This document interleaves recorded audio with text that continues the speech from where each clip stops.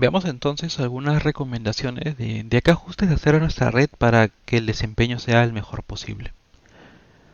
Podemos mejorar la calidad de nuestra red con algunas modificaciones a los métodos que ya presentamos. Básicamente los métodos o las modificaciones, mejor dicho, las vamos a presentar en dos categorías. Algunas que tienen que ver con cómo variar este algoritmo de gradiente descendiente, o sea, qué variantes existen para la aplicación del gradiente descendiente. Acuérdense, ¿no? Derivada respecto del error respecto a los parámetros y hacerlo por cada patrón, ¿no? Y con una condición de parada de acuerdo a la época. Y otros algoritmos de optimización que tienen que ver con la tasa de aprendizaje, por ejemplo, ¿no? Cómo ajustar esta actualización de los pesos de una forma más adecuada. Ojo, eso no quiere decir de que lo que hayamos visto no sirva, no. Lo que hayamos visto sirve bastante, solamente que esto es si queremos darle un plus en temas de velocidad y calidad. Si comenzamos por las variantes de gradiente descendente, vamos a ver tres variantes. La primera es aplicar el gradiente por batches o por grupos. ¿A qué me refiero con esto? Eh, el esquema que hemos presentado nosotros es el de la izquierda, en que tenemos una época con 10 patrones, por ejemplo, y lo que hacemos es básicamente evaluar la red en cada patrón y ajustar los pesos de acuerdo al resultado de cada patrón, como en el ejemplo del Excel. Presento el primer patrón, evalúo, ajusto. Presento el segundo patrón, evalúo la red y ajusto los pesos. Así para cada uno de mis patrones, ¿no? Voy presentando patrones a la red, corriendo hacia adelante, propagando el error hacia atrás, ajustando los pesos para el patrón siguiente. Así uno por uno. Una alternativa que se plantea, que es el gradiente por batches, es hacer todo esto, pero no patrón por patrón, sino evaluar toda la data antes de ajustar parámetros. O sea, pasar toda la red, calcular el error promedio de toda la red y con ese error promedio calcular los pesos de la siguiente época, de un solo porrazo, digamos. ¿Qué ganamos con esto? Ganamos tiempo primero, porque no hacemos el ajuste paso por paso, sino lo hacemos de un solo golpe. Y además, si lo hacemos paso por paso, podemos de repente tener mala suerte y el orden de los patrones afectar mucho a nuestros pesos. De repente el orden no es el adecuado como presentamos las cosas y el ajuste inicial no nos sirve mucho o es demasiado oscilante. Si metemos todos juntos, el orden es intrascendente y el ajuste va a ser general para toda la data, ya no va a ser demasiado forzado para cada uno de los patrones. Segunda variante, el gradiente estocástico. En este caso, ¿cómo funciona? En lugar de hacer todo como batch, como grupo, vamos a escoger aleatoriamente los patrones, ya no en el orden original que tenemos, sino de repente comenzamos con el 8, ajustamos, con el 1, ajustamos, con el 10, ajustamos y cambiamos en un orden aleatorio. ¿Qué ganamos con esto? Bueno, eh, vamos haciendo el esfuerzo uno por uno, pero ya no dependemos del orden. Porque a veces pasan, se nos escapa o como viene la data, ¿no? De repente la data le hemos conseguido información histórica, ¿no? Ordenada por fechas. Y obviamente va a haber una, así no querramos, va a haber una dependencia de las fechas de una respecto a la anterior. Al usarlo aleatoriamente ya vamos a romper esa dependencia y ya el orden no va a afectar a lo que estamos analizando. Y una tercera variante es el gradiente por mini batches, que es un mix. En este caso vamos a usar batches o grupos, pero escogidos aleatoriamente. O sea, en lugar de trabajar 10 patrones individualmente o 10 patrones aleatorios o un gran patrón masivo, vamos a de repente dividir la data en tres bloques y comenzar con evaluar estos cuatro patrones y ajustar los pesos.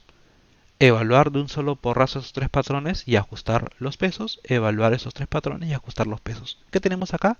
Tres esfuerzos para ajustar pesos, pero nos estamos acomodando a un trabajo por lotes, como que es un punto intermedio. Los tres tipos de metodologías son buenas, cualquiera puede ayudar a mejorar el desempeño, el tiempo y calidad de nuestra red neuronal. También tenemos algoritmos de optimización, que como les decía, son algoritmos más para afinar el tema de aprendizaje. El primero es el llamado momentum. ¿Qué es lo que hace?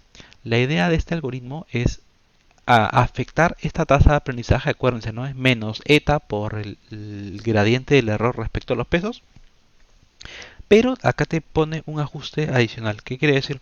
Imagínense que si ustedes ven quieren bajar la montaña, ¿no? Acuérdense del ejemplo. Lo que hacen ustedes es ir tanteando el terreno hasta que encuentran una pendiente pronunciada y empiezan a bajar por ese lado. Obviamente, si yo siento que la pendiente cada vez se pronuncia más, es porque estoy o debería aprovechar esa inclinación para bajar más rápido y no mantener de repente mi velocidad, sino apurarme cada vez más. Entonces lo que hace esto es un pequeño empujoncito, justamente para, si te das cuenta que la pendiente ya está siendo muy marcada, aprovecha la viada y avanza a una mayor velocidad. Por eso hay este ajuste, ¿no? Aprovechar justamente la viada que viene con la bajada de la pendiente. O al revés, si yo veo que la pendiente empieza, ¿no?, a cambiar de sentido, de repente bajo un poquito la velocidad porque sé que pucha, de repente puedo meter la pata y volver a subir. El gradiente usual sigue un ritmo, digamos, parecido porque el eta no cambia, pero este gradiente con momentum, cuando vemos que ya nos estamos acercando, le metemos mayor velocidad para llegar más rápido. Es una optimización para llegar más rápido a la solución.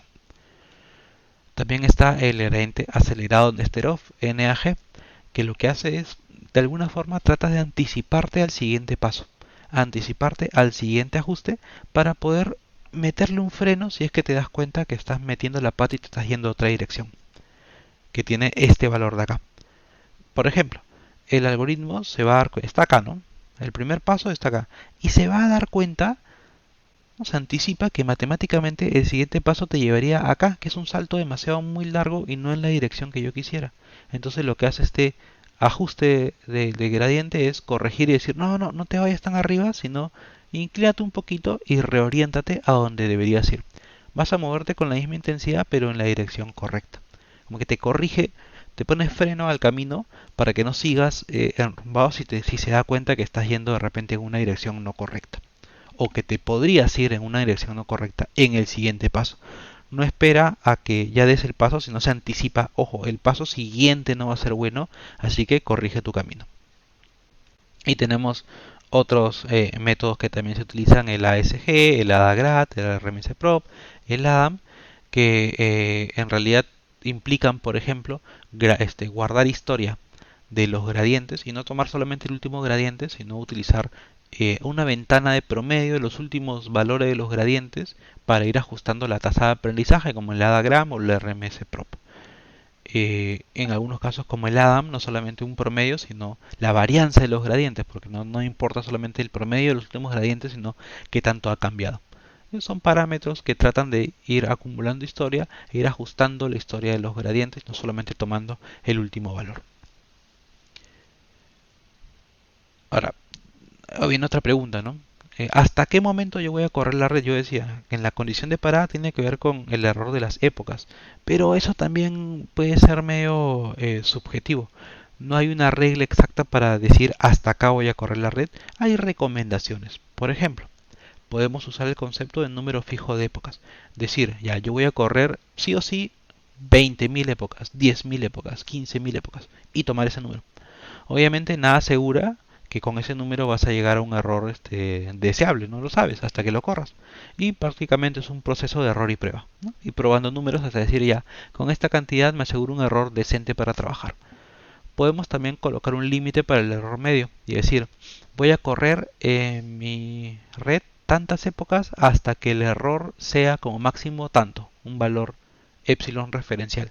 Y una vez que alcancemos ese umbral, el modelo se detiene. Y ok, válido, pero de repente nunca llegamos al error, de repente somos demasiados exigentes y nunca llegamos a ese error y nuestra red corre por siempre. No lo sabremos hasta que corramos. Una forma más elegante tal vez es la variación del error medio. En lugar de decir voy a llegar a un valor fijo, no sé, pues voy a llegar a un error de 0.01, en realidad lo que vamos a hacer es medir el error de una época respecto a la anterior. Y voy a decir, si el error se reduce en X%, continúa con la siguiente época. Si ya no puedes reducir más el error, detente. O sea, si tu ratio de mejora ya no supera un parámetro referencial phi, entonces detente. ¿Okay? Si alcances umbral de mejora, detente. El riesgo acá es que sí, obviamente en cada paso vas a mejorar, pero puedes quedarte entrampado en un óptimo local, un mínimo local.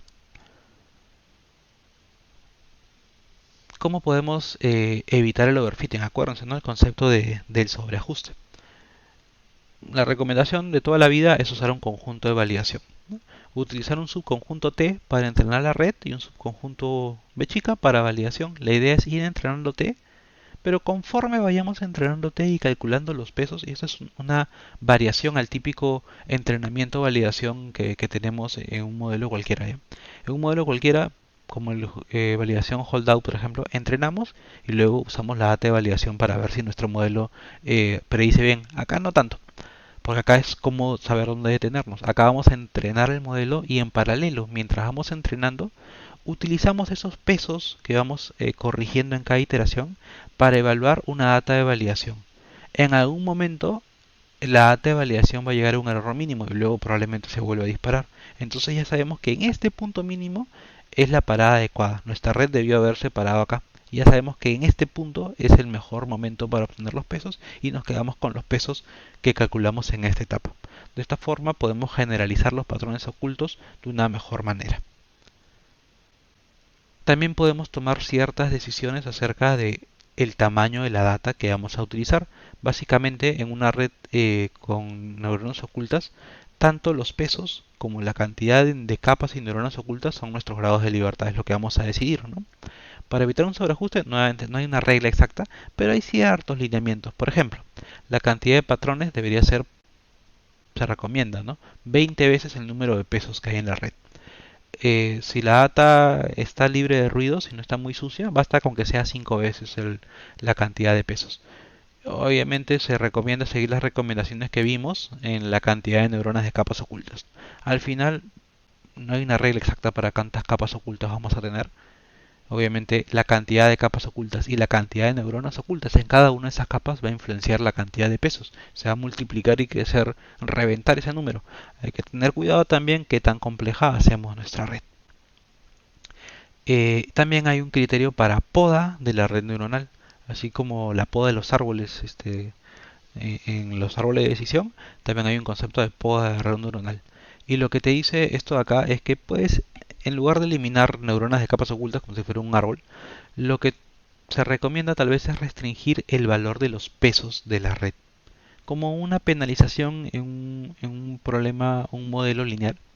Acá también en la función de costo vamos a añadir una penalización de complejidad. Si se acuerdan, en las variaciones del modelo de regresión lineal teníamos el lazo, el reach, que básicamente era penalizar los coeficientes. Acá es algo parecido. Vamos a penalizar el error de acuerdo a la cantidad de pesos que vayamos a colocar en nuestra red. De esta forma ya no vamos a tener muchos pesos con valores altos, sino varios pesos probablemente se lleguen a ser cero, que implícitamente implica decidir que esa neurona deja de funcionar, ¿no? Entonces, como ven, tenemos diferentes técnicas para refinar el performance de nuestra red y podemos probar cada una de estas cosas en nuestro modelado. Ahora vamos a ver qué alternativas o qué variantes tenemos de red neuronal y qué otros usos se le pueden dar a estos conceptos.